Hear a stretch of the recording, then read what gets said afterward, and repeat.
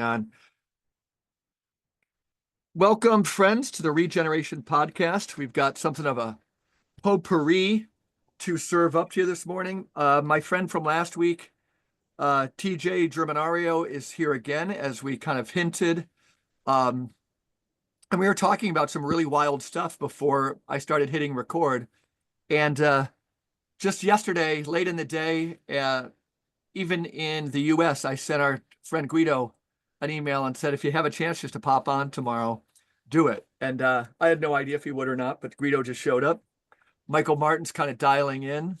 And I think these are four people who it's going to be hard to constrain this one because we got some great themes. Ostensibly, I was asking TJ, we talked about the Conclave last week, and I think it could weave in again. But for some reason, I thought we would, and we got to turn to our man in Italy. Yeah. Let's see. Tell us, give us a little bit, then we're going to try and take it to Bob Dylan. Guido, what is Italy like with the Conclave? Like, what would you say is going on? I don't know. I mean, they tell me from Rome that there's excitement, but that's all I hear. Yeah. Up here where I am, nothing really percolates from Uh-huh. that.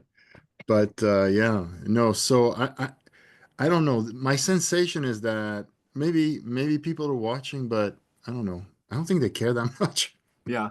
Did you What see the do movie, people? Guido? Yeah. Or I gotta Michael? ask. I gotta ask Guido. So, Yeah. what do people up north, where you are, think of the people in Rome? Uh, it's it's they love they love Rome. Rome has this they have, it's, they see it as an awesome place, chaotic, but beautiful. But Italy is very, it's still, it's this collection of separate realities, and it feels, it's only 2.5 hours away, but it feels like a world away. Hmm. I bet Interesting. they're still city states. Yeah, it is. Guido, do you know? And I'll ask TJ.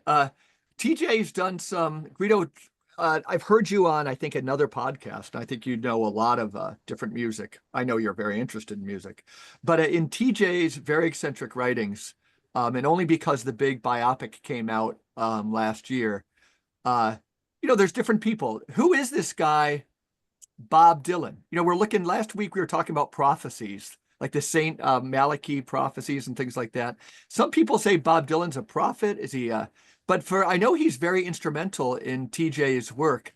And you said something, and I forget what it was. That you could. It's not like you could take him or leave him. TJ, tell us your relationship with Bob Dylan and how he features into your work, which is all just about the greats like William Blake, the Sibylline prophecies, things like that. What's Bob Dylan's role in your way of thinking prophetically about matters spiritual in the future and things like that, TJ?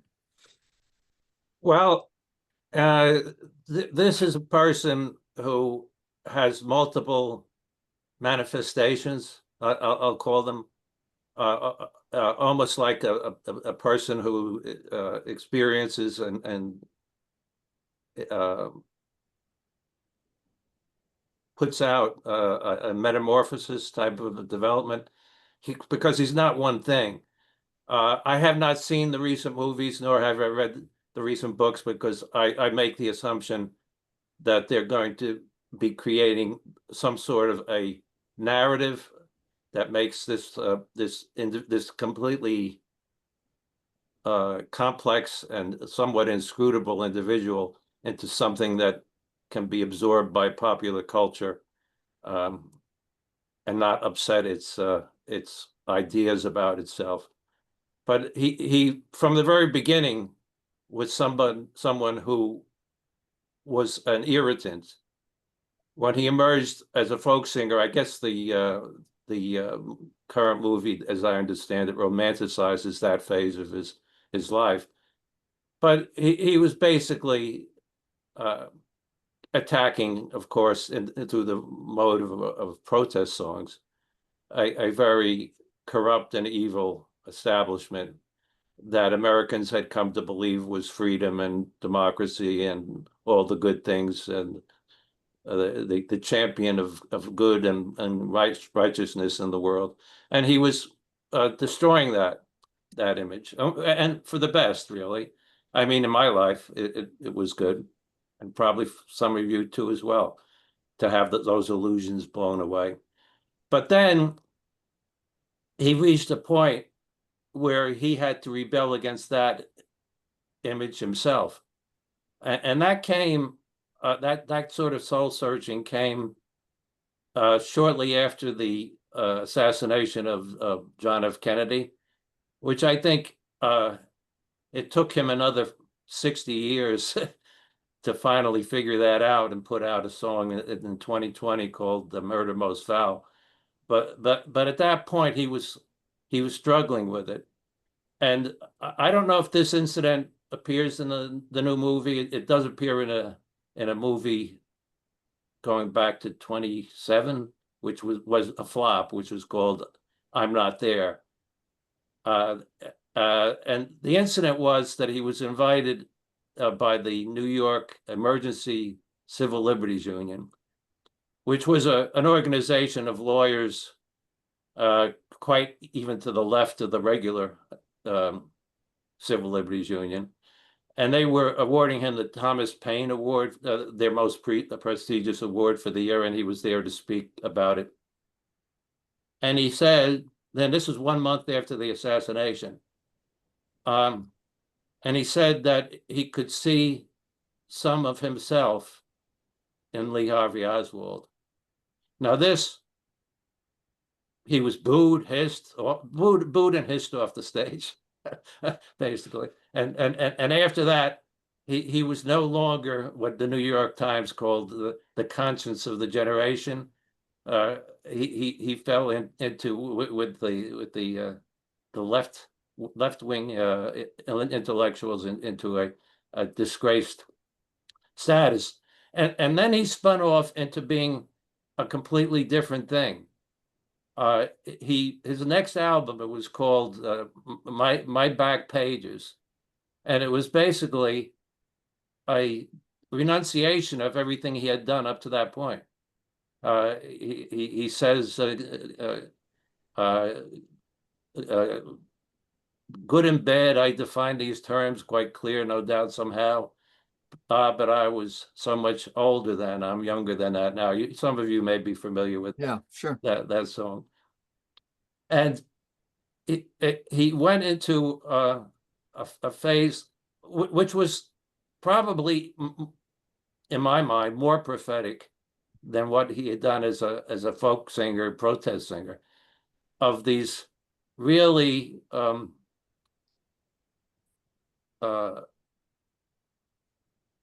deeply image, surrealistic type of songs that didn't have a clear narrative meaning, that sort of mixed images and references and things like that in almost a chaotic fashion. Yet the message that came through in those songs, it wasn't hitting the reasoning part of the brain, of the logic, A to B to C. It was hitting something in the unconscious. And that was really when he became a force in popular culture, where his songs, up to that point, you may remember, okay, he wrote these songs, Blowing in the Wind, and so on. Well, there was the Peter, Paul, and Mary who popularized them, or other more pleasant vocalists like Judy Collins or Joan Baez. But then when you get into like a Rolling Stone or a Rainy Day Women, his versions of the songs started to hit the top 10 in the charts, and people started to become aware of him. In the movie I was referring to before, I'm Not There, the most interesting part of the movie was that his persona at that point in time, and I'm looking over at the movie poster so I don't forget her name, Cate Blanchett played that role, and she played it with an eerie accuracy. I mean, here was a woman playing the role of a man, and you could really believe that she was Bob Dylan. She was nominated for an Academy Award, I think, for it. Even though I said the movie was a flop, the movie was a good idea. They took 6 different actors, and they said, okay, here's Bob Dylan, and here's Bob Dylan, and here's Bob Dylan, and they were all different people. Some of the casting was awful. They cast Richard Gere as his sort of Billy the Kid persona.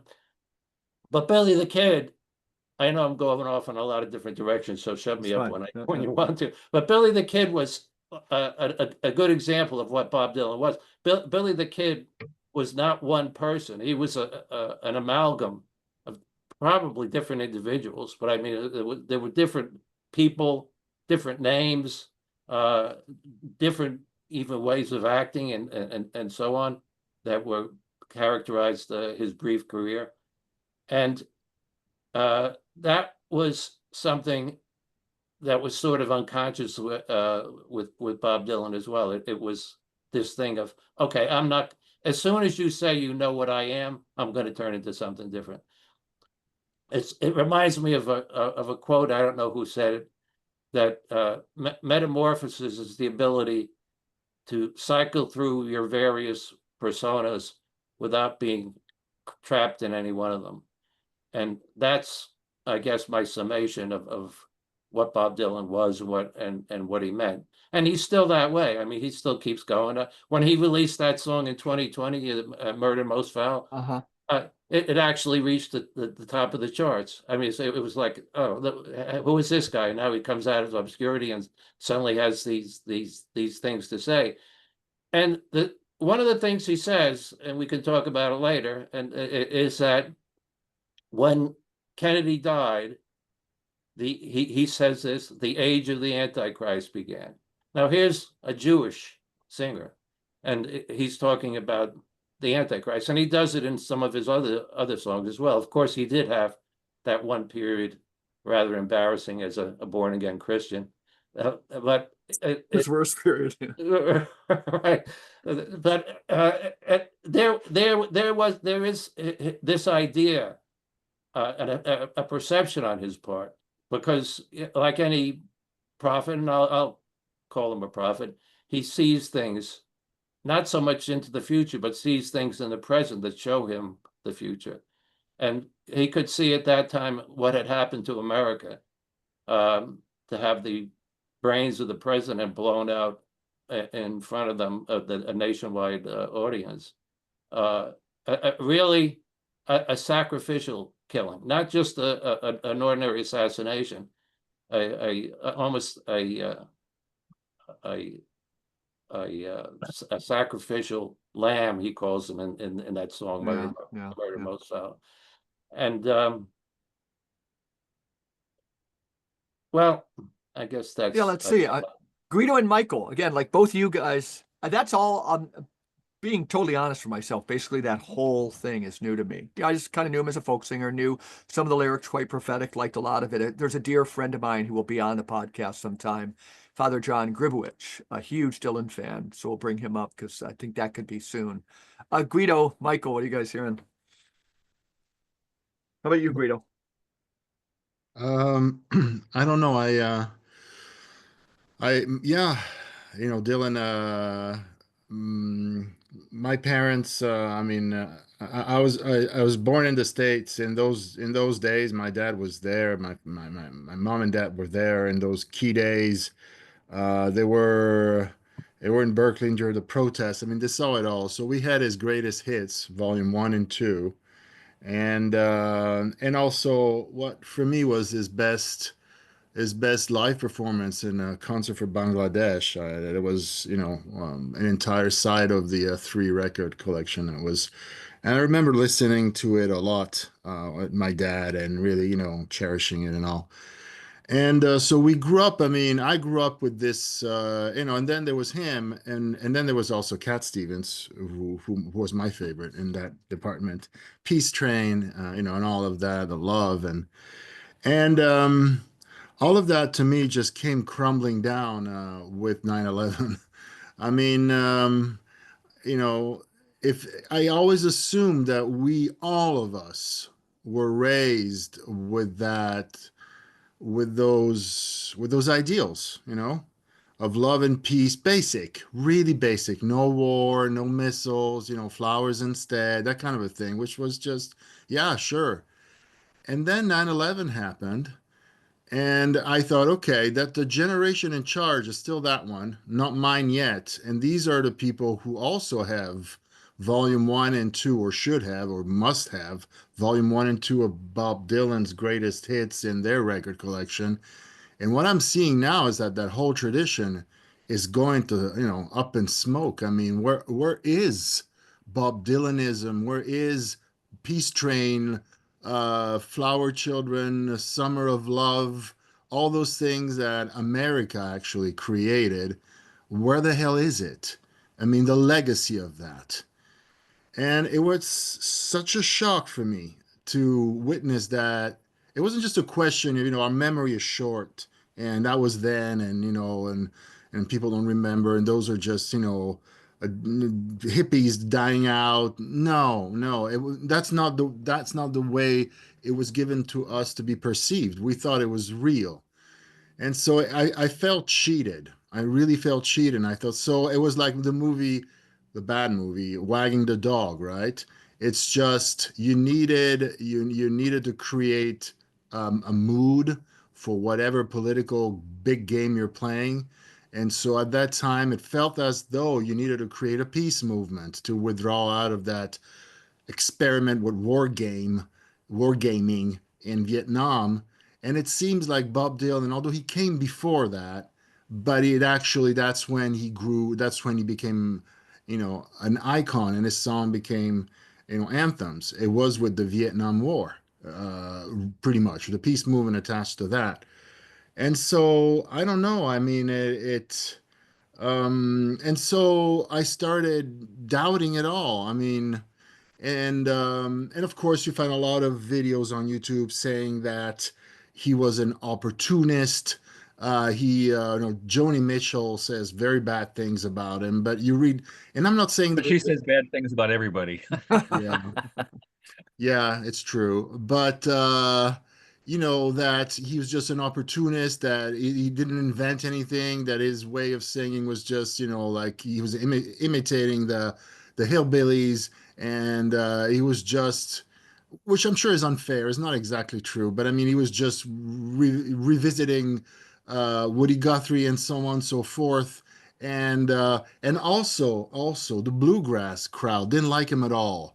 Some of the purists of the diehards, those that were, although Pete Seeger liked him enough, right?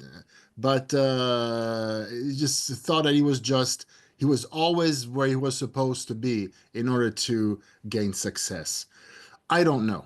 I knew that I certainly, like most people, grew up, and I saw him live also, I think a couple of times. Yeah, and in Italy, where and playing with Santana also, and he was playing and he was playing also two sets. He was playing his electric, for which nobody really cared, and never have. The big polemic as soon as he embrace the electric guitar, people say, well, no, that's not this stuff sucks. I mean, we like the acoustic sound. But it's true. And then in the encore he played, the famous ones, and everybody went crazy, and so on and so forth. So I've been wondering, this ever since. It's this skepticism I have vis-a-vis the system, also in connection with some of the things that Pete Townsend of The Who revealed about his early days when he was writing songs. It's the producers producing the show, and how gratified he was to hearing some of these producers coming to him. This was the very early Who, saying, we want more songs like, their first hit, I think, was Can't Explain, whatever. And they said, we want more songs like that.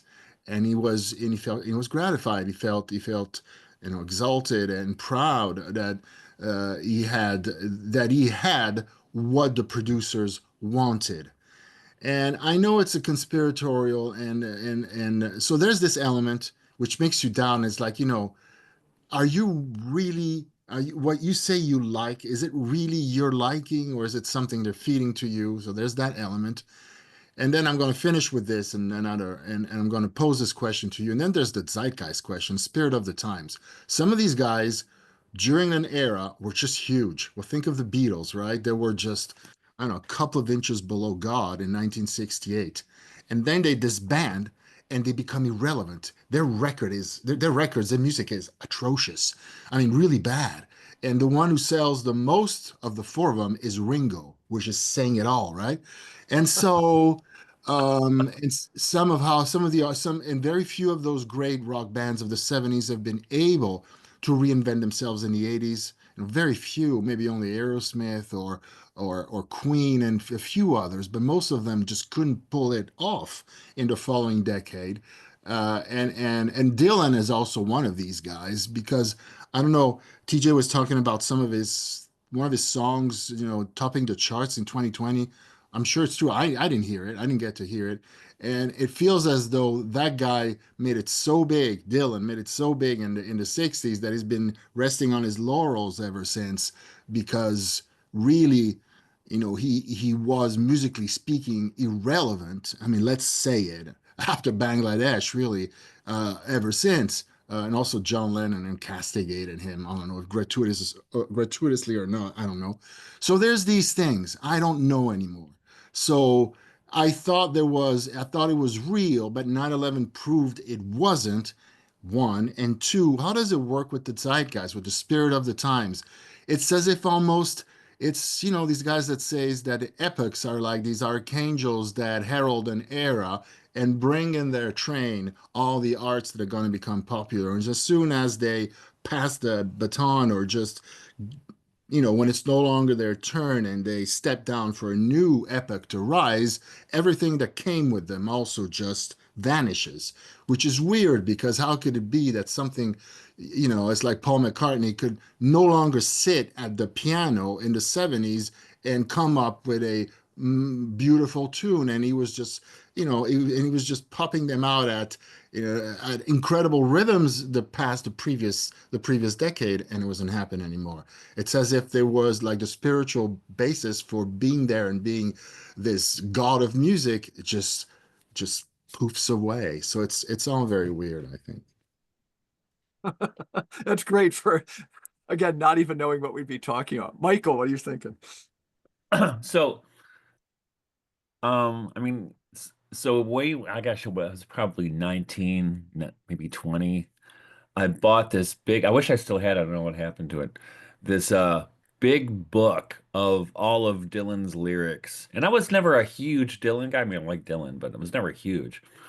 But it was all his lyrics and it had like his own thoughts about stuff. And it's actually in his own handwriting, which is kind of cool about the book. It wasn't typeset. Um, and I thought, I mean, to this day, I mean, I think he had, he was, he's a brilliant lyricist. And it was not just the protest songs. What was kind of cool about him to me is he could do the protest stuff in the beginning, but he'd also do these beautiful, like folk love ballads, right? So he had range, and then you can see the same thing in the 60s with the Beatles, as Guido's is saying, there was this explosion of creativity and experimentation because the music business hadn't been shut down yet. And I saw an interview with Frank Zappa once. It's really what happened. He said when the Mothers of Invention started, you'd go take a recording to the record company and be this guy like our age smoking a cigar, and he's like, I don't know, let's see if it works. And they put it out, and the Mothers of Invention would sell 1 million records. But Zappa said after a while, then that was no longer the case. Then you had these young guys who thought they knew everything. No, I need something like this. They would they were wearing flowered shirts and talking like they were cool or something, where it was became you would think it would become more creative and became less creative. And so when I look at Dylan though, I think I see a kind of a conflicted figure, because you see on the one hand early on, like when he wrote I can't remember what song. When he was hanging out with Andy Warhol and dating supermodels, right? Most of his wives have been supermodels. So that doesn't yell protest music to me. But he was doing that.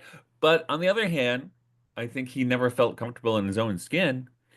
And so once he was the troubadour, the conscience of our age. He's like, screw that. I don't want to be, So he changes. And I think the reason he would change is because he didn't want to be pigeonholed, and he didn't, and this is the problem. And I know this because I spent most of my life in or around the music business.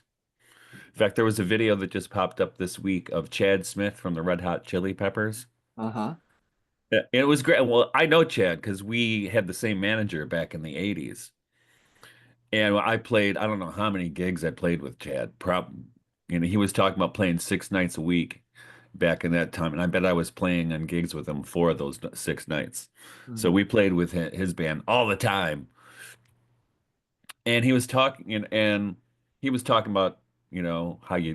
how passionate you were about it. You just wanted to play all the time. Um, but to go back to well, so that's the reason. So I've been in the music business or around it most all my life. Even though I quit formally when I was 26. I mean, I still last summer I did gigs with Don Was. But the thing is with being in the music business is, and this is what I always hated about it, and I still hate about it.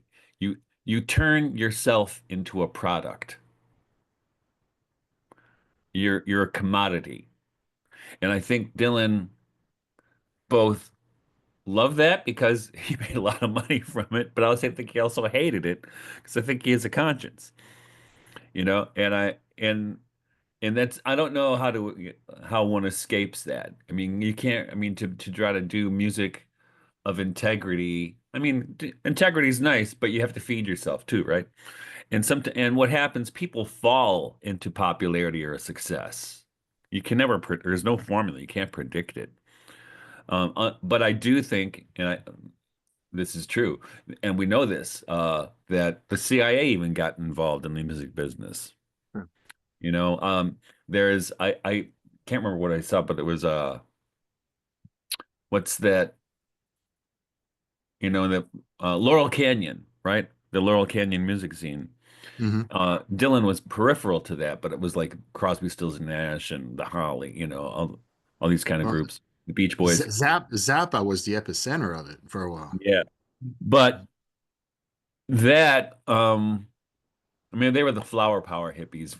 Zappa was Zappa was the anti-flower power hippie. Um, And, and yet, they all came to him as some kind of king to pay tribute. This guy who rose to fame in a year. Yeah, it's weird, no? It's a weird story. and he does have some of the greatest titles in music history. Like my I favorite title, agree. "Broken Hearts Are for Assholes," is my favorite. Yeah. I always tell that to my kids when they're having love problems. But I only saw Dylan one time, and it was when he did that tour with Tom Petty. Oh, wow. Must have been good. It was a good show. It was very good.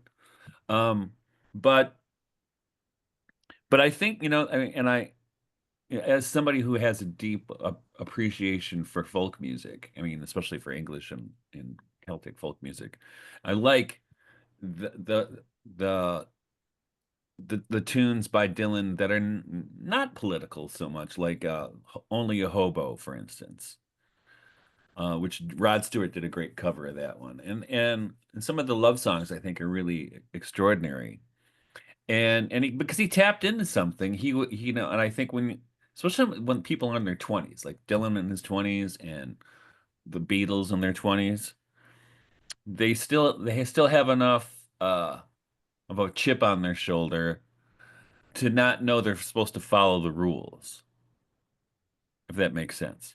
Mhm.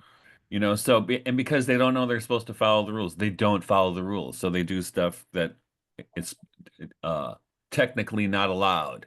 But then they get older and they start following the rules. Like Paul McCartney after the Beatles. He put out a string of really boring stuff until an album which I think he has disassociated himself from, which is called Back to the Egg, which is when he reinvigorated himself and when he discovered punk rock. Um, so but so I mean when I like Guido, I look at the music business with plus I have insider information. I'm conflicted about what it does to people and and turning people into products. Though I do respect Dylan for at least resisting it. I think you know, he still became a product, but I think once he made enough money, he could afford to resist to be a product. And I think you see that with a lot of people. Um,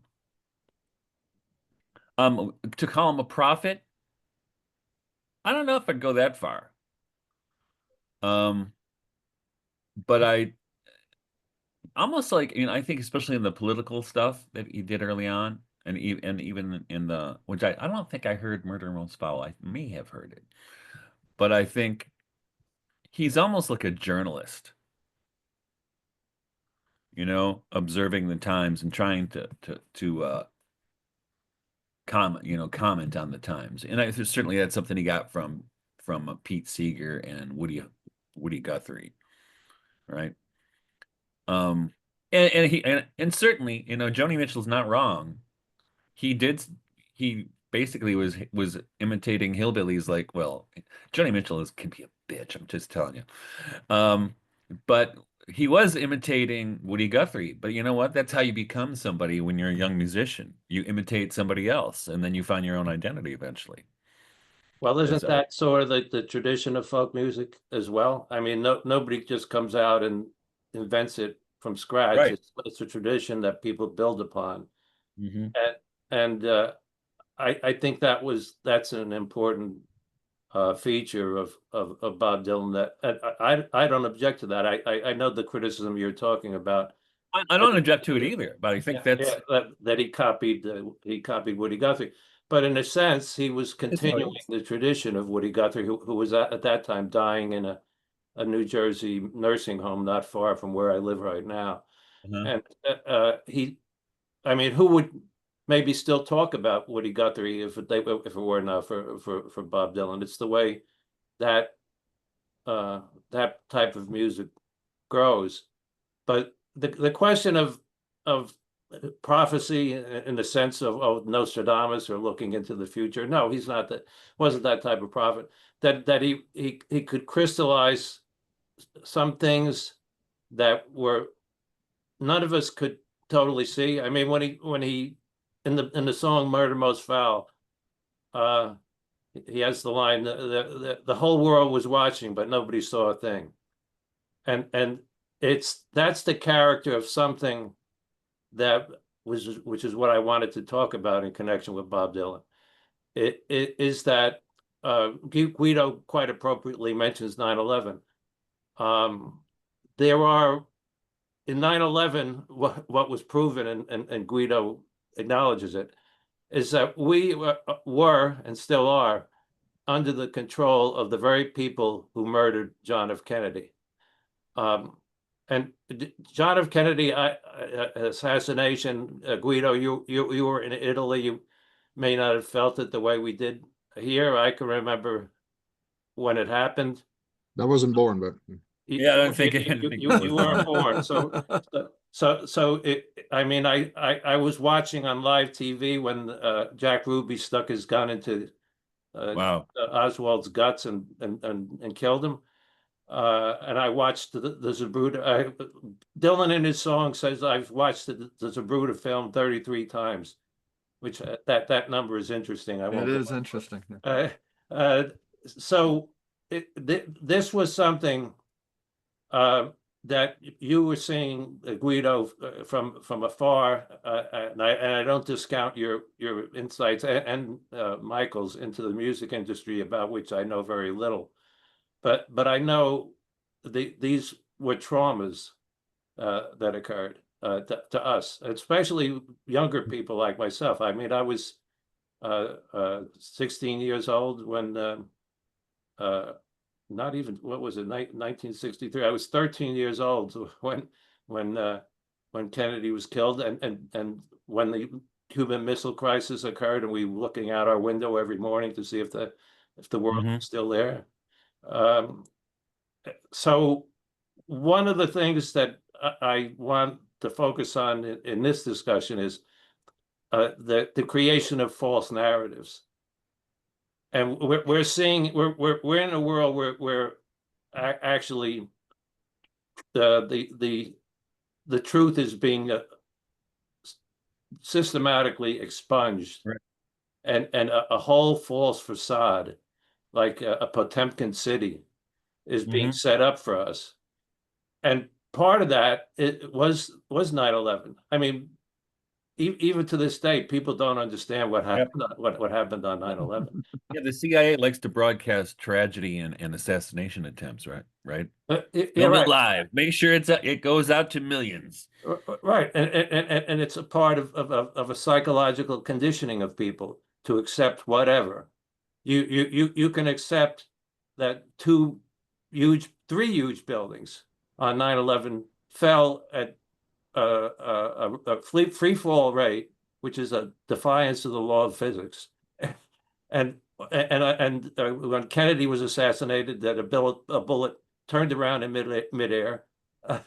And when his brother was assassinated, that the bullet, which the coroner's office said was fired right behind his ear and left powder marks on his neck, was fired 2.5 feet ahead of him by Sirhan.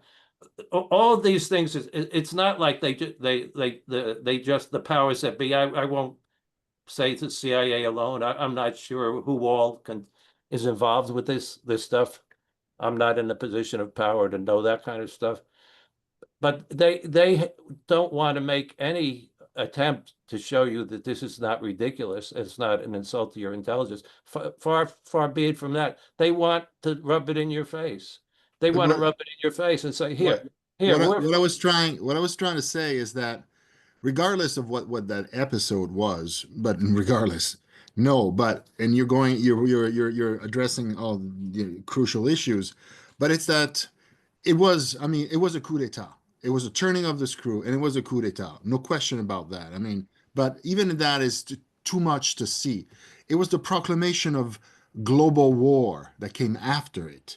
We remember, just if we leave aside the incident alone and took the narrative, the official narrative at face value, what struck me and me most, well, most struck me on another level, going back to Bob Dylan and the legacy of peace and Cat Stevens' Peace Train, was that proclamation of, total warfare that the US administration was proposing to the world, and me seeing at that time oceans of masses cheering to the promise of violence, whatever form it was going to take.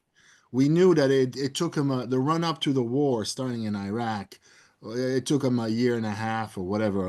Yeah, a year and a half, less than that. So it didn't happen overnight, but it was seeing the reaction of the folks, of young and their parents, the young people and their parents, to this. And I remember Thomas Friedman going around. It came up to Washington State, where I was at the time, and just as young deacons preaching the forthcoming crusade. That's what it was. And what shocked me was just to the marrow of my bones was the enthusiasm for the forthcoming carnage. Nobody knew what was going to happen, but it was going to be big, considering how quote unquote big the events in New York were. And that's when I thought to myself, well, what the hell? What about Bob Dylan? Exactly. Weren't we raised with that thing? I mean, so the duty now is to investigate this thing and see what it was, whatever it was, which is a very naive way of looking at it, due process and whatnot. But that was not the point. the point was this eagerness for blood that there was all around, not well in the US for sure, and in the rest of the world going, well, yeah, I guess. And I said, and that's where I felt the disconnect, the rhinoceros effect, quoting UNESCO, where I thought, it's like everybody's growing this horn on top of their snout. And I'm thinking, what's going on here? I mean, I thought we were all on the same page. Peace train, hard rain's gonna fall, peace and love, right? This is what we grew up with. And all of a sudden, there is, people foaming at the mouth with this idea of going and seeking revenge and shedding blood. That's what got me in a crisis. I still haven't recovered from those days. I have to be honest. I just could not believe it. I could not believe it, which goes to show now that I hadn't understood a damn thing about the social texture I was on, or in general about anything. Right. So this is why I got rid of a lot of, and I still regret a lot of my LPs after that whole episode, because but from that era, and I thought my Simon and Garfunkel and all of that, same thing, and I thought this was, and because Paul Simon also played for the 9/11, some kind of Oh yeah, tribute, that concert thing, yeah, in New and I York. thought, you know, and then you may say, well, it was a New York event, but no, it was not. You're playing your guitar in a very regimented pro-war thing, Hmm. so no, and so Yep. yeah. Yeah, So it's that's interesting. so this is why, I mean, now people tell me about Bob Dylan, and I'm like, I don't know. I've been turned off to it all. I used to Mhm. believe it so strongly, and then not anymore. It's interesting with cultural currents like that, like say rock and roll or the folk movement in the 60s. Um, and that now I wouldn't have realized this until really relatively recently. Um, because the same thing with happened with the rise of social media. So social media, like Facebook and stuff, becomes, or what was the other thing? MySpace. Those things become popular with young people, and no one's paying attention to it, even of the grown-ups in the room, until with MySpace and YouTube, it was Ron Paul who made like $9 million in donations in a couple days, and all of a sudden the CIA deep state types are like they start paying attention. And all of a sudden around that time, because if you remember how Facebook and those things used to be, they were used to be fun and stupid. But then when that happened, all of a sudden the government gets involved, and there's this revolving door between Facebook administration and CIA and uh, other things in the government. But so I noticed when that happened, I was like, wait. So you can see, I think probably at a less sophisticated degree, but still sophisticated for the times, that and we know that the CIA was using music to spread propaganda abroad. I mean, that's documented, like in Russia or wherever, or the Soviet Union, I should say. But on the other hand, you wouldn't, and then we saw this recently too, right? With they would do regime change overseas, but not here. Yeah, right. Yes, yeah, yes, they do. They started in 1963. Um, but so there's that element to it where those kind of social currents that those bad guys, the archons, get involved in, that they capitalize on them, they take over. And I think you can see that happen in the music business when it became about selling product and also selling propaganda. I mean, I think Taylor Swift is a great example of that currently. But the other part of it, though, when like Guido was just talking about, watching these horrible things happen and it becomes a pro-war thing. Well, that's if really important book in this regard is Eliphas Levi, The Doctrine and Ritual of High Magic, or also called Transcendental Magic. Because in there, he tells you how magic works. And actually, what he does, it's basically what you find in Plotinus as well, is that the way magic works is through images and words. And it works on people who have a weakened constitution, who are nervous, who are anxious. So those are the people that magic works on. So look at what happened over the course of the last 5 years, right? You had the images, you had the mask, the shot, you had the slogans, build back better, the new normal, all these other kinds of things they were promoting. But this goes back, right? Make love, not war. Whatever it happens to be. Um, and it helps, and this is also, you find this in Edward Bernays in his book Propaganda. These kinds of things uh, help the invisible hand of the government. Let me read you the first line of this book, if I can find it.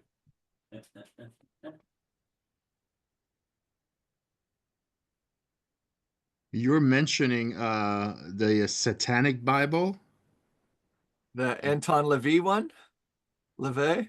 LaVey. Oh, Yeah, It was kind of a commercial production, I think, more show like bad Aleister Crowley stuff. yeah, yeah. I have his books. I don't have Okay. Transcendental Magic. I have the no, Satanic but Bible. that's Eliphas Levi he was a Catholic. Yeah. He was actually a deacon in the Oh yeah. Catholic. Oh, I thought when He was Guido a mentioned the same, 19th century I know. figure. Yeah, the distinction between the two I'm well aware of. I thought maybe 19th Guido century. had heard you mention the Satanic Bible, which was kind of this later fraudulent guy. Yeah.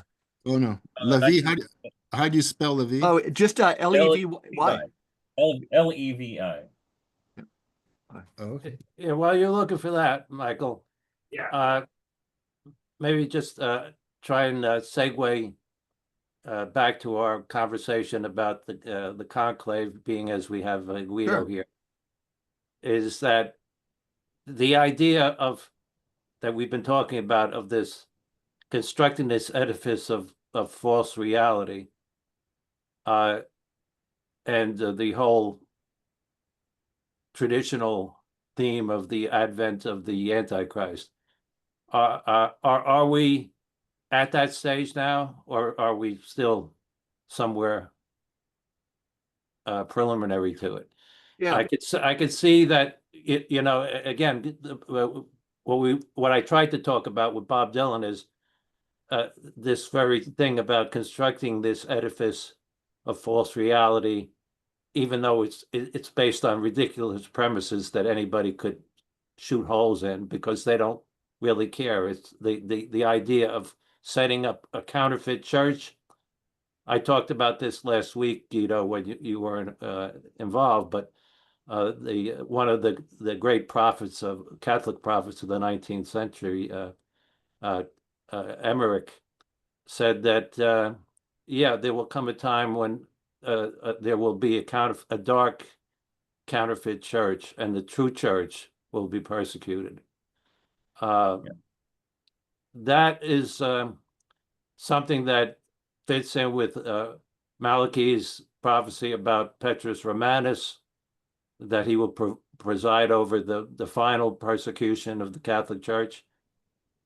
And I mean, you could take that superficially to say, well, okay, the Catholic Church as a whole is going to be persecuted, but that's really not what comes out of the Fatima prophecies either. It's that there will be this um, church that is aligned at some level, in its hierarchical level, with the Antichrist, and that the last pope who will resist that will have to flee Rome, as Leo X said, climbing over the bodies of his friends and priests to get out. Is this something fantastical in your mind, or in the minds of Italians, or is it something you might take seriously? No, I don't take it seriously because in the 5 years I spent there, I mean, I was in the inside. I was not at very high levels, but I mean, I was inside enough to see what it was. I mean, I just been making these really trivial analogies of saying that, and as I've been recounting in the book I wrote about this called Empire and Church, that this thing, the Vatican and the Anglo-Americans have been wanting it for very long because it's a constituency of now 1 billion souls, which they want. And so they acquired it pretty much like Chrysler acquired Fiat. I mean, but no, but it's really what it is. You're in there and you see, I've seen some really disgusting people in there. And I'm just, and I said, and these are the shepherds. I mean, and I was just saying, some Catholic friends have been written me. I mean, I've been talking all of this, of course, with Mike and Michael a lot, and one of them has even been writing me, "Are you still a practicing Catholic after those 5 years?" And it's a good question. I mean, in the end, you ask the questions. I mean, what is a Catholic? It's a Christian who owes allegiance to Rome. If Rome is a cesspool, what does that make you? You know what I mean? And so we delude ourselves because we see everything going to hell. We really want to see some strong guy, it's a strong force, something institutionally constituted that can oppose itself to it. So this is why some people root for Putin, God help them, or the Catholics root for the Pope, and God help them more. And I tell them, look, and they don't like to hear this, but I said, just give up. Give up. If there has got to be resistance, it has to be organized in a completely different fashion. Do not rely on any of this anymore because it just is not there. It's our wishfulness that make us believe that there is some kind of spiritual aura in Rome that's going to protect us from the Antichrist. There isn't. Mhm. For me, there isn't. Well, to go back up a little bit, here it is. Propaganda, Oh, Bernays, yeah. Edward by Edward Bernays, Uh-huh. the nephew of Sigmund Freud. Yeah, right, right. You know about Edward Bernays? He's the guy who turned desire into a marketing tool. Hmm. And this book was published in 1928. All right, here's the first paragraph. The conscious and intelligent manipulation of the organized habits and opinions of the masses is an important element in democratic society. Those who manipulate this unseen mechanism of society constitute an invisible government, which is the true ruling power of our country. And he thought it was a good idea. And he was selling that as a good idea, It's right? kind of an error has no rights type of thing, you Right. know? And a little bit later, he's on the same page. We are dominated by the relatively small number of persons, a trifling fraction of our 120 million, who understand the mental processes and social patterns of the masses. It is they who pull the wires which Yeah. control the public mind, who harness old social forces and contrive new ways to bind and guide the world. Well, that's like a guidebook for the last century. And it's been just more and more perfected and even perfected to almost a perfect degree with the advent of the internet. How old is that book, Michael? 1928, All right. So, almost so 100 years old. that's what many people have said. I don't know if it's true, but that the real art of propaganda in that sense was honed during the First World War because the American people had no interest at all in participating in the European wars. Well, Yeah. And Bernays is the guy who came up with the phrase "saving the world for democracy." yeah, there you go. There you go. So there's a perfect context for it. But I'll say something, Guido, that may strike you as naive, and perhaps it is. And I'm not ashamed to be naive if that's what this means. But I mean, we had John Paul I not that long ago, was in our lifetimes, who apparently didn't fit the mold of what you're talking about. And I mean, as Catholics, I mean, there's a lot of Catholic doctrine that I part company with, but as Catholics, don't we still believe in the Holy Spirit? Don't we still believe that there can be a person, even a person that's not inclined to do anything out of the ordinary? The next pope that's elected, I can't see any of the candidates that put themselves forth as really trying to bring the church back to its true roots. I don't see any of them that are capable of that or saying anything like that. But can the Holy Spirit reach out and touch one of these people? Is that a naive belief? No, no. I mean, I have far from me to no. It's not naive, but I mean, don't think Rome is going to save us. It will not. No. But I mean, is there a question of can Rome save itself? I agree with you. Rome is not going to save Western civilization. No. It's collapse, the collapse of the Catholic Church, or its transformation into the obvious tool of everything counter to its own roots, is something that will accelerate a catastrophe. I mean, there are certain signs in prophecy, talk about signs of the times, things that would happen that would signal, and Mary in her apparition at Fatima talked about these signs, and she links in the third secret. We don't know the exact content of the third secret, but we have a lot of really good hints as to what's in it. And the two things that are wrapped together in there are some sort of final war of mass extermination and this final crisis in the Catholic Church. And she ties the two of them together. Another thing in prophecy that gets tied into that is the rebuilding of Solomon's temple, the third temple that the Antichrist will be involved with somehow. So I, as a student of prophecy, look for these things.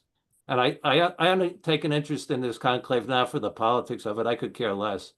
And I'm not really into worship of the Pope. I don't believe in papal infallibility or any of that nonsense.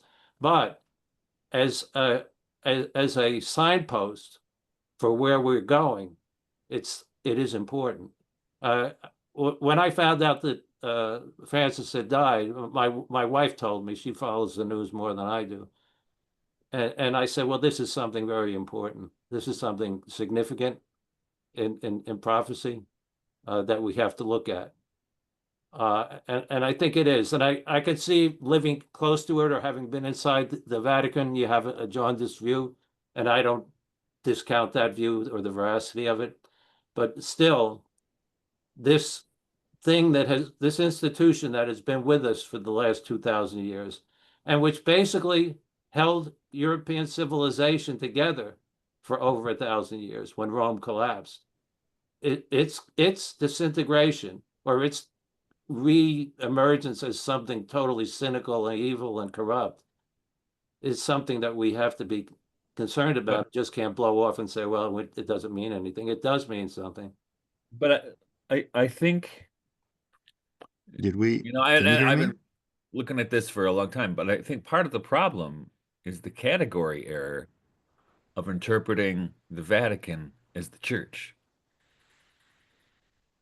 Um, that's and I ask people this all the time because I interact with people, Protestants, a lot of Orthodox, and they all have their own idea what the church means. And to come to terms, right? So what do you mean by that term? Uh, and even Catholics, what do they say the church. What do you mean by the church? And the thing is, very often people, when confronted with such a simple question as that, don't know what to say, or they offer some kind of pat answer it's just very canned and really and not thoughtful. So my thinking, whether it's about prophecy or not, I mean, maybe the reason, if you want to tie it to the prophecies of Malachi, of anybody or Fatima, maybe this idea of the last pope is the idea, and I'm just talking about it as an idea, not as a truth or anything, but the idea could suggest that the curtain finally comes down and we find out what the church really is, and it's not the Lavender Mafia or whoever it is happens to be um, running the offices in the Vatican. And may God strike me down if I'm wrong. Uh, Well, there's the saying when you say what is the church? There is the saying, and I don't know where it comes from, but I referenced it once in one of my writings, that wherever the Pope is, that's where the church is.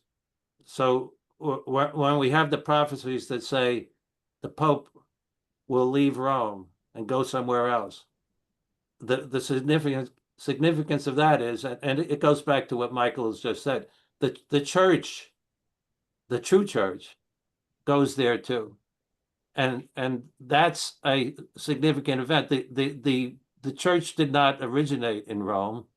I mean, if we're talking about what is the Church of Jesus Christ, it originated in Palestine, and its location in Rome, it was really based on a fraud, because I mean the whole idea that Peter, the apostle, was in Rome, there's very little historical evidence for that.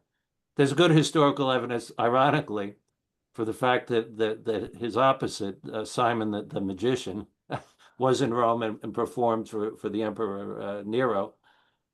So this idea, and maybe it's part of what Guido is very eloquently revealing to us, that the moral degradation of Rome is something that the quote unquote church, that being the Church of Jesus Christ, needs to escape from, and has to escape from, and will escape from.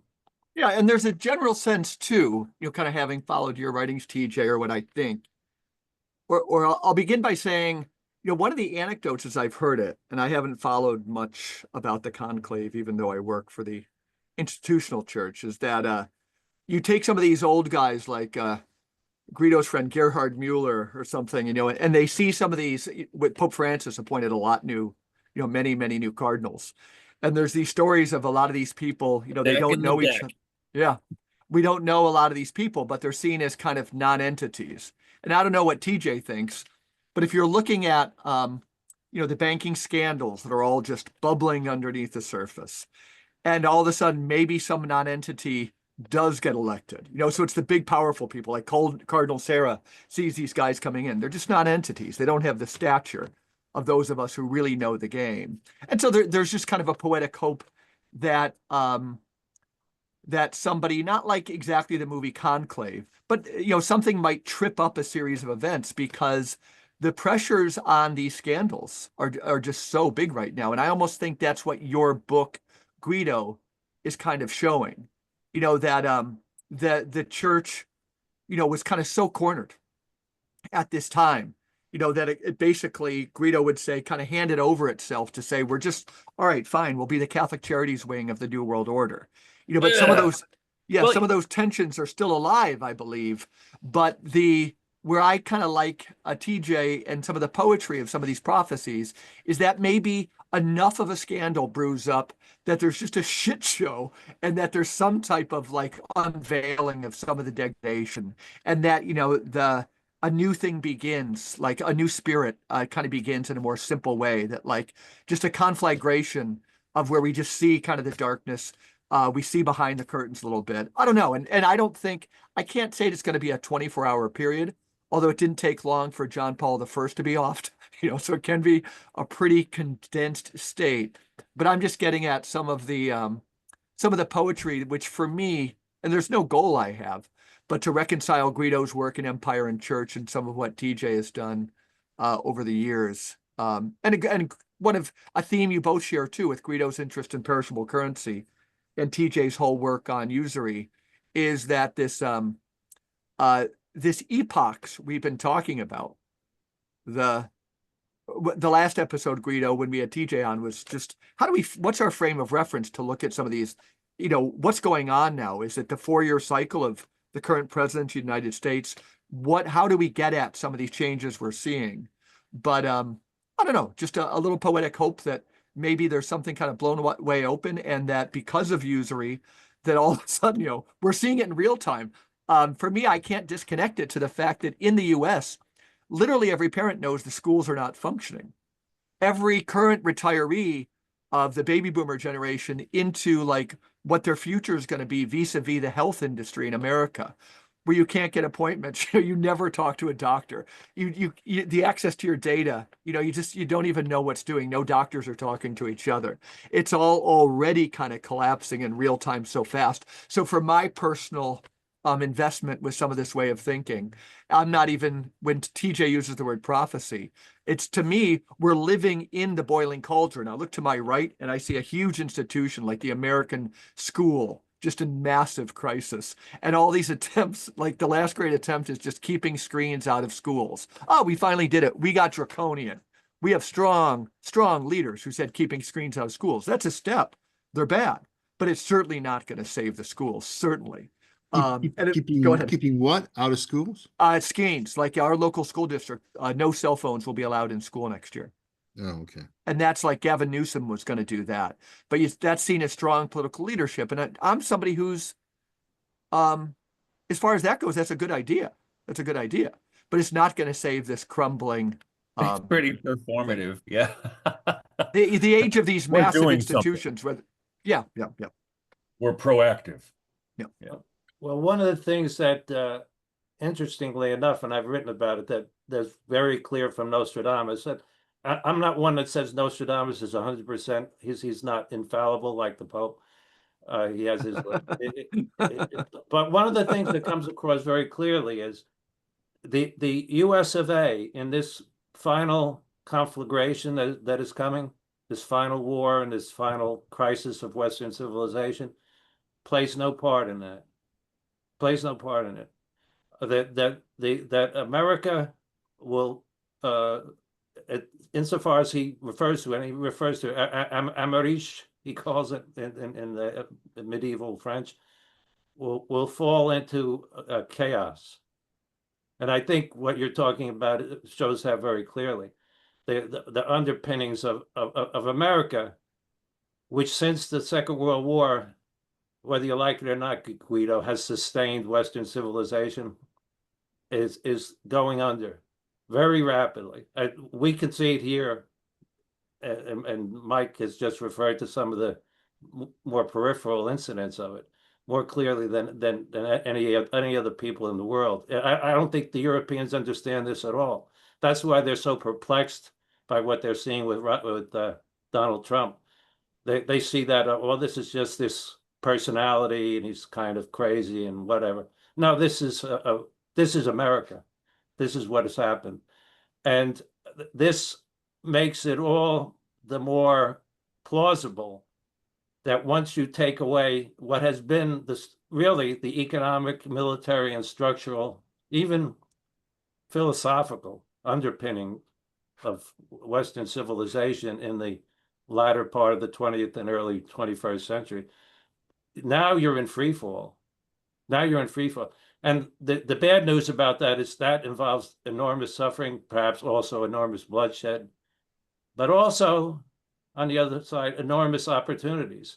Things that we can sit here today and say, oh, God, that can't happen. Well, no, it can happen because all the rules are gone. The rules-based world order that they've talked about has now gone out the window. And what follows that? What follows that is anybody's guess.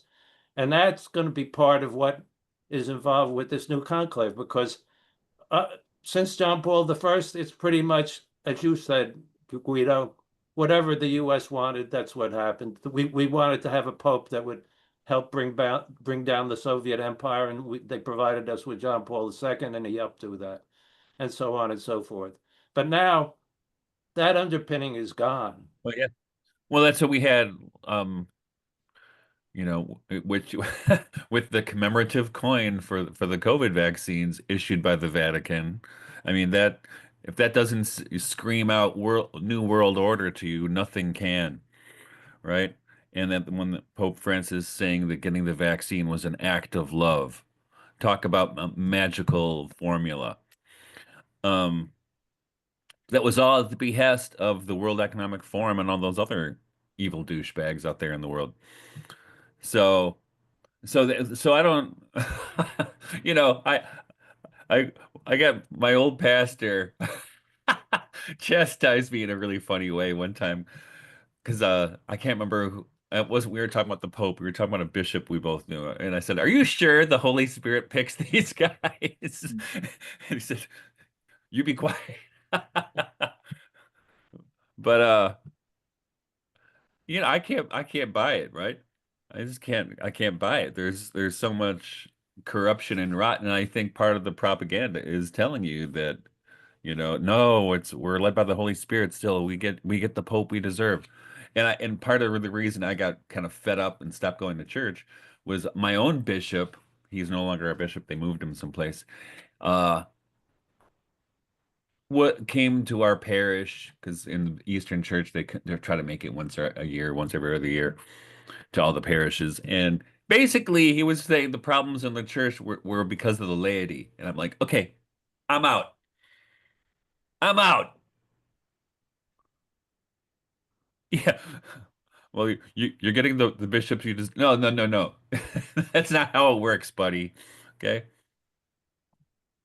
Yeah, all I'll say on that is and yet, and again, it's not a position vis-a-vis yours, Michael, or TJ's or Guido's, or maybe kind of aligning with Guido, the poet, this thing we're still, I don't know, we need a language, we need sociologists or something. What is our relationship as Westerners to this thing? Like Michael, when we jumped on, like you just immediately wanted to hear about the conclave from Guido, right? I didn't even know Guido was going to be on. Guido first about the conclave. We need to talk about what is this thing we're still interested in. Like for me, when I hear TJ, we're still interested in, I'll use the Elitchian, the listeners have heard it again, like the institutional church is like the skeletal system or something, right? And then that's the church as it. It's kind of a noun. The church as she with a little more verbiage, a little more movement is this thing. I don't know. It's the mystical body that goes east and west, the good part. Um, Maybe, and there's a lot of poetry that can go with those. But there's two things. One is our relationship vis-a-vis that skeletal structure, and the other one is kind of the poetry of this thing that Guido knows. Guido would say the system, and maybe this is a question for Guido, the system itself, and I don't know what you'd say now, Guido. I think you'd still say it. Like the system itself is doing fine. It's totally in control. And yet you have this colossal banking crisis. And this is something else you've too tracked, Guido, is the total submission of that Catholic Church. And yet we're still interested in what becomes of this thing. Like if it's fully blown, we can't pay our bills, or we're totally at the mercy of our creditors. Mm. How do you do the system is strong, but like the thing that even in your work, the United States or the system wants to harness for its devoutness, so it can use the kind of the Catholics. We kind of love being devout to something. How do you reconcile those things? Now, I'm not saying your thoughts are contradictory on it. The system is still totally strong for you. Yeah. Yeah, yeah. No, I think no, yeah, I think you posed the problem in its completeness. It's like the movie Titanic, right?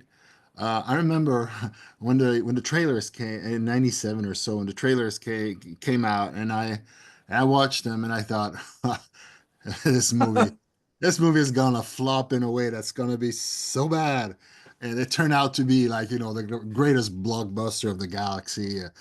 Uh, and Yeah, because this is how we feel, right?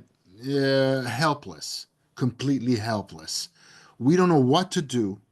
And so we feel we're aboard this high-tech thing, which they sold us as being high-tech, but looks like some kind of jalopy, which they slap paint on and it's going to crush at the first thing.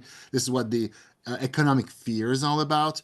And all my savings account is going to go up in smoke, and then I won't be able to purchase the latest thing, and so you start to panic and so on and so forth. And that's exactly it.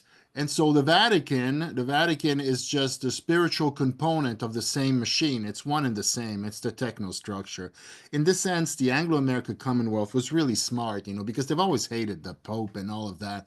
Is they were very envious of its structure. They studied in detail. They wanted to have that, but they didn't have the sacrality of it.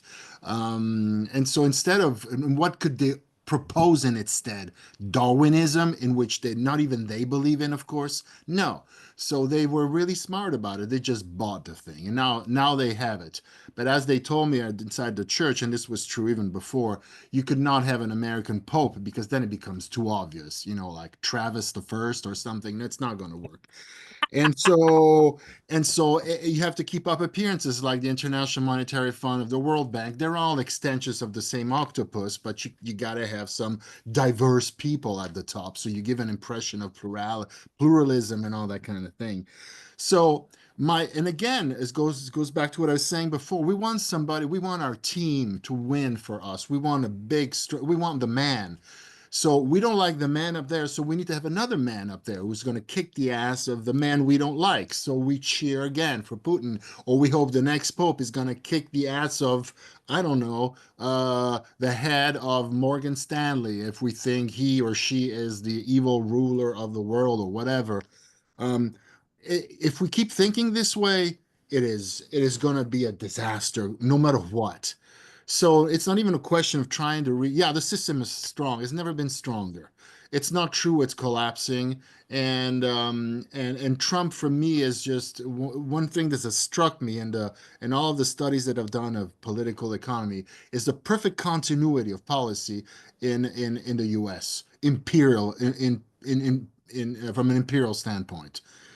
The transformation that you saw under Reagan, which was discombobulating, the disruption, the fight against inflation, the rates, shooting up, the major unemployment, and also for that was needed to revamp and reinvent the financial machine, which came with the financialization of the world. And a lot of people say, "Oh my God, the Reagan era, it's a dramatic revolution." Yes and no. It is one of the most important pieces that I've written in that book for Catholicism, the one on the bank of Yeah. on the balance of payments. These changes of the Reagan era had been foreseen by the technocrats of the Kennedy administration. They wrote it in 62 or 63. This is something that needs to be done. It requires a lot of work. It's going to be painstaking, but it has to be done. It took him 20 years. So there's perfect continuity. So I don't buy this Trump thing at all. I don't know what's behind this really crass circus antics they're having right now. Whatever it is they want to do with it, whether it's for distraction or for major implementation of major things, it's in line with everything they've done before. Of course, here Italians are panicking about Trump. They hear my wife on the streets talking in English to the girls. They go up to her. We are worried. It's almost funny. Ooh, the Italians have woken up. We are a colony. How more just asleep can you be? So yeah. So going back to your question, and I've been saying this, we need to organize ourselves at the grassroots. There is no other thing. And if anything good that Catholicism has done in the American dimension is that it has made people together. There is a huge group of people that have worshiped together. A big chunk of a proportion, a percentage of them holding anarchistic beliefs. There's a very important quote in my book on Empire and Church by the French, the Action Française, who were neoconservatives, pioneers, who were champions of the church, who did not believe in Catholic doctrine at all, but they loved it because the religious regimentation formed perfect soldiers because of the self-immolating impulse that was drilled into your average Catholic, and which is exactly why a portion of the conservative American establishment likes the church when the church is aligned with them, because it provides troopers, right? But he says, and then that quote is phenomenal. Maurras is their leader in the 20s or so, and he was attacking the church restlessly in those days because he was a French patriot who hated the Germans, and the church was trying to get close with the Germans again because that was their divisions, which they had lost in World War One. It's a very interesting story. And he said the last thing we want is Catholic anarchism a la Tolstoy, because those guys, Moa said, are the worst because they don't answer to the prelatures. They answer to Christ alone. and so they're not controllable, right? So I am addressing what's left of those guys everywhere, and in the US inclusive. They're the ones who are going to get organized. Forget Rome, forget it completely. It's up to you. So what Rome has given you is knowledge of one another, and you're quite a few out there. Get organized for tomorrow's scenario, whatever's going to come, because that's what you have to do. That's the message, I think. Right. TJ, what are you thinking? Well, I think that the statement that the institutional church has never been stronger doesn't belie the conclusion that it is about to collapse, because throughout history, we've seen incidents where the French monarchy in the 18th century had never been stronger.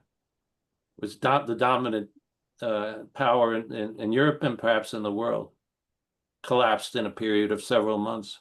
No, I'm not saying the church. I'm saying the U.S. No, the The church. system, like the British American system, right? Yeah. Oh, the No, British no. American system. Well, I mean, sitting where I sit, I'll make the same statement. We are on a have built up ourselves on a house of cards, and part of that house of cards is what Mike referred to as the system of usury, which underpins everything in America now. Everything is financialized, and that is a house of cards. It could last for another 100 years. It could be gone next month. Yeah, but the problem is that there is no, your average person has no knowledge of how the system works. And you start to speak to him or her about usury and perishable money, and they look at you with a blank, with a blank look in their eyes. They have no clue. Because most of us, the problem is that most of us, it's like they say, you should integrate poor people that come into your structures. Our structures? Have you looked at our structures? From day one, they teach us to compete with one another. From day one, they teach us to secure the few good positions that exist in the beehive and kill in order to secure them, and then protect that privilege at the cost of killing whatever it is. And it's not a question of racism. I think classism is a lot stronger, especially in this country, but everywhere. And in this kind of a world, we don't even know we don't even know what cooperation means. We don't cooperate. We have short radius cooperative routines inside corporate structures that are built upon usurious foundations. We have no clue how to rebuild, even if we were put in a position to do so. So the situation is really bad in that sense, because it's not like, oh, okay, the structure, the edifice crumbles, I know how to rebuild it. No, you don't, because we don't know. Nobody knows, because we've been taught otherwise. So this is why I think the system is stronger. And even if we were to have another Great Depression, which is what they say we're going to get, but not because the system doesn't know how to handle it, but because it needs to reshuffle and concentrate and have an agglomeration of wealth needed for the second launch, as some theses say about the original Great Depression. Very interesting ones. About that. So this is the issue. So for us, we have to maybe educate ourselves on how to rebuild a system if it were up to us, if it were to collapse, or if we were to be in a position where we need to shield ourselves from a major catastrophe. If the turning of the screw is getting worse and worse every year, if they're regimenting it ever more, if they come out with a new virus or God knows what.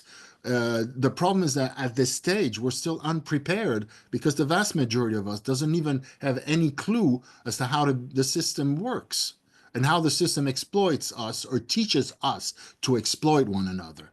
We know about that, but we don't know how to get out of the routines we've been raised with since day one. These are the issues. So again, it's a question for us to re-educate, and it's an individual work at the grassroots, because as you all said, your faith in the structure surrounding you is nil.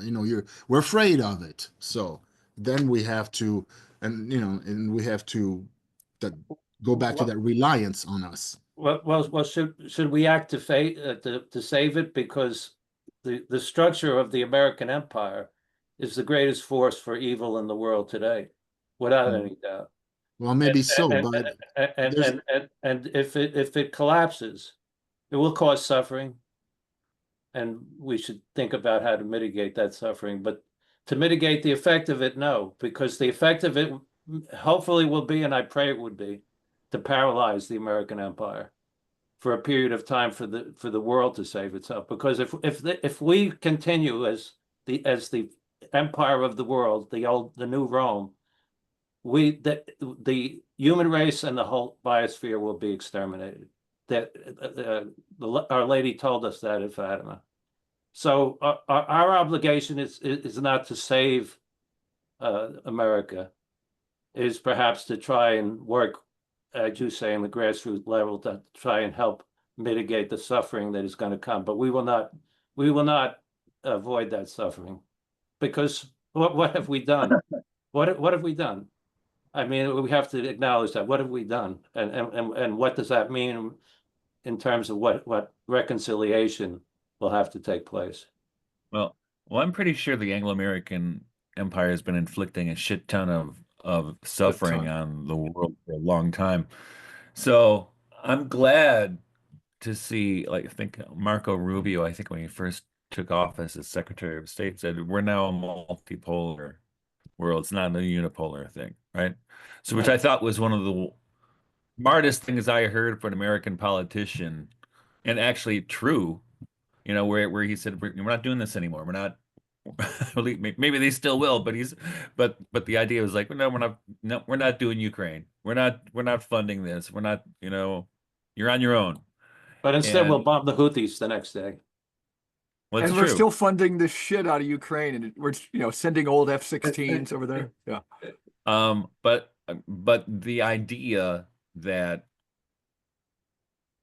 but that's the remnants of the Anglo-American Empire, and I think Yeah. it's coming. I think it's coming to a close. And I think it's intentionally coming to a close, at least from the American perspective, or at least from the Trump administration's perspective. It seems like they're trying to do that. Of course, they're getting a lot of resistance from the inside, from what I can tell. Um, and I'm not seeing the and I bases being closed likewise, down I mean, though. I think another disaster, like the Anglo-American Empire, was the establishment of the EU, which basically the death knell of Europe, of Yeah, every country in Europe, because I don't know what it looks like from there, but from here, Europe looks fucked. It just does not look like it's in good shape. it is. It is. My ancestors in Ireland it seems particularly bad, but the UK as well. And it seems like it's all falling apart. Well, Both of these are so well, bad. Yeah, everything is falling apart. I think it was everything's already falling apart. falling apart. Now it's like when you have an old house like my house. If I take off the siding, you're gonna see a lot of old crappy wood that's covered up with, you know, now it's getting to be pretty crappy siding. You know what I mean? But you're taking off the facade, you go, wow, it's been dead for a long time, huh? And I think that's where we are right now. And I think That's um the false facade that we've been talking about. That's the false yeah, yeah. reality. But it's been like, I mean, but I think just not just the church, but the political structure has been that rotten for such a long time too. yeah. But if And this, I think, well, like if we this, talked last week, I but think if we're this getting, were true, how come the new ideas are not circulating? Nobody, it's like everybody, all the graduates, all the curricula, all the required readings are the same junk. You know, you gotta but read, you that's the gotta thing. I read mean, what Kant, you can gotta read Hegel, you gotta read Nietzsche, you gotta read Marx to be an educated person. Screw the but stuff. Set them, but well, that's exactly it. They are, I mean, that's the gesture is screw this stuff because less and less people are going to college and people are going more rogue. I don't think it's not at the scale I would like to see it, but I certainly see. I don't know if it's like that in Italy, but certainly here in the United States, um, the shift is away from that and looking to um, alternative viewpoints.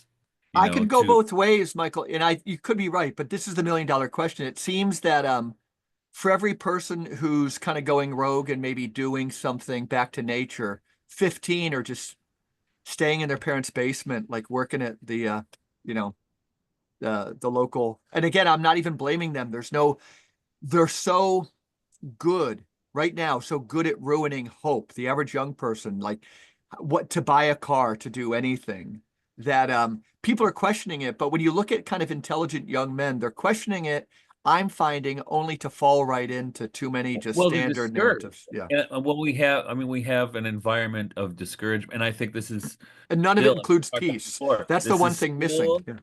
this is still the hangover from the psychological operation that happened during COVID. You know, where a generation was horribly traumatized. And we don't have the guts, most of us, to admit that that's what happened. I don't mean you guys, I mean people in general. We just want to I pretend think it that's didn't, relevant. Totally, right? totally relevant. We just want to forget about it. It was an unpleasant thing, but I know it because I see it in my kids and I see it when I was teaching. An entire generation traumatized by the bullshit that was perpetrated on them over the last 5 years, which was the apex of the bullshit that's been perpetrated on us for a couple generations at least. But that was like, in a way, they overplayed their hand, but it inflicted a shit ton of collateral damage in the process. But I think you saying at the apex, I'm less optimistic that we've crossed the Rubicon. No, You I know? mean they Okay. overplayed it then. No, I don't Yeah. think culture has. I don't think we as people have crossed the Rubicon. Yeah. I think especially young people are still Okay. Yeah. Yeah. suffering from the effects of that major traumatic event that went on for I don't know how long, Mhm. and that fucked their futures to a certain degree, right? Mhm. Super relevant. How about closing observations from TJ and Guido? And I'd like to think we're going to do this I'm one sorry, again I too. dropped a lot of F-bombs today. I usually don't. Closing thoughts, TJ, and then to Guido. And again, we're gonna Well, I think at least every couple of weeks bring this group together. I'll go back to saying that my hope, perhaps it's a naive one, is that this conclave will produce someone who is at least open enough to the intervention of the Holy Spirit that they will do the things needed to avert the maximum catastrophe. I mean, this was the whole message of Fatima. Look, you still have time, but the clock is ticking, and the more time passes, the worse this civilizational crisis is going to become. And just from a selfish standpoint, I would like, and for my children's sake, and theirs, that this pass with the least possible suffering, and we still have an opportunity to do something about that. And Fatima was 108 years ago, right? 1917. 1917. A lot of things happened in 1917. Yeah. And that was one of them. Guido, It's too bad we didn't get to discuss the movie Conclave, though. let's I don't know. I could say this. I could I be here didn't next see it. Saturday at 9. Could we all be here next Saturday at 9 and talk about the conclave? And there's a little more on usury. I'll send out a link. If you're free, Guido, for you, it's 3 o'clock in the afternoon. So there's really Yes, no offense taken, like you probably wouldn't be around, but no, well, yeah, I'll try. I'll okay. try. Yeah. Yeah. Okay. Kind of a standing thing. TJ, you want to join us again? We'll kind of talk as we go through this conclave. Okay, we missed William Blake, so we can catch up Yeah. on that too. Yeah. Light and darkness. TJ, before Michael was signing on and Guido, we fell in. That'll be a theme. TJ was really brilliant on what he had seen with like indigenous Catholicism. We have a lot in common there. Again, can this country get off on any right footing until even we recognize what we've done to the Native Americans, things like that, all this stuff. But what a great conversation. Yeah, we'll kind of a weekly news sheet for a few weeks is we'll see if things are really on the boil. Maybe it'll be in real time that we're broadcasting. We're like, shit happens, but who knows? Thanks everybody for listening to the Regeneration podcast. See you here again next week, same